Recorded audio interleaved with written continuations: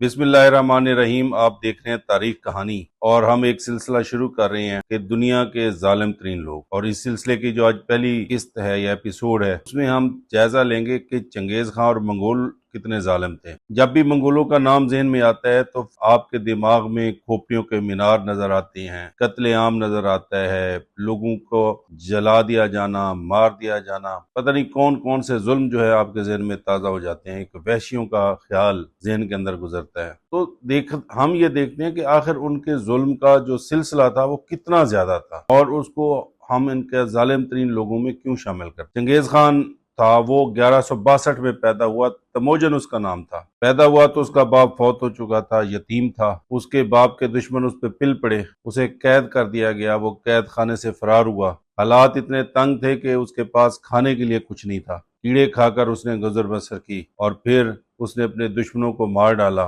Mongol कबाइल को मुतहद किया और फिर एक क़यामत थी जो दुनिया के ऊपर टूट पड़ी। चंगेज खान सबसे पहले चीन के अंदर गया, फिर उसने सेंट्रल एशिया का रुख किया और सल्तनत ख्वारिज़्म के टुकड़े टुकड़े कर दिए।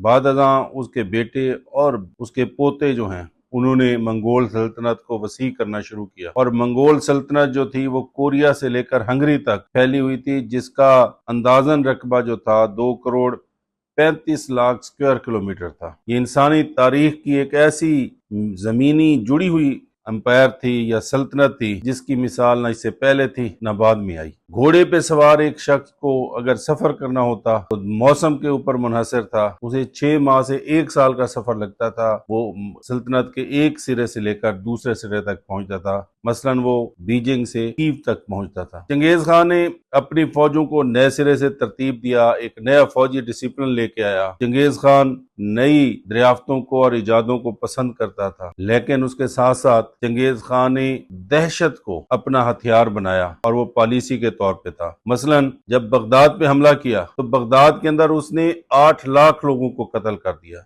बगदाद जो कि एक बहुत बड़ा तालीमी और सकाफती सरमाया था, उसकी लाइब्रेरियां दारुल हिकमा जिसको हारून रशीद ने कायम किया, उसकी किताबें उठा के दरिया दजला में फेंक दी और दजला का पानी कई दिनों तक किताबों की स्याही की वजह से स्याह रहा। कहा यह जाता है कि उन किताबों की वजह से एक पुल बन गया दरिया दजला के ऊपर, जिसके ऊपर एक घुड़सवार बासानी गुजर सकता था। निशापुर को उसने तहतेक कर दिया। कोरिया, चीन, सेंट्रल एशिया, ईरान, मशरक़ वुस्ता, बगदाद का इलाका, रूस का इलाका, यूक्रेन का इलाका और पोलैंड और हंगरी का इलाका, हंगरी की 25% आबादी मार डाली। चीन की आबादी निस्फ रह गई। तो ये इतना बड़ा तादाद थी। और अब वो क्या करते थे कि वो दहशत का इस्तेमाल करते थे। वो कहते थे कि हमारी आप इताअत कबूल कर लो, अगर आपने मुज़ाहमत की तो फिर हम नहीं छोड़ेंगे। और जो लोग मुज़ाहमत करते थे उनके घरों को, उनको, उनकी फसलों को, हर चीज को बर्बाद करके रख देते थे। कहा यह जाता है कि इस कदर वसी सिलसिला था। साइंटिस्ट ये कहते हैं कि दुनिया में इस 200 साल दौर के अंदर, पौने 200 साल दौर के अंदर, दुनिया के अंदर कार्बन डाइऑक्साइड का अखराज कम हुआ, दुनिया के अंदर नए जंगल उगे और वो जंगल उस जगह पर उगे जहां से आबादियां मुंतकिल हो गईं या उन्हें तहते कर दिया गया और फिर वहां पे जंगल उगे। अंदाजन कोई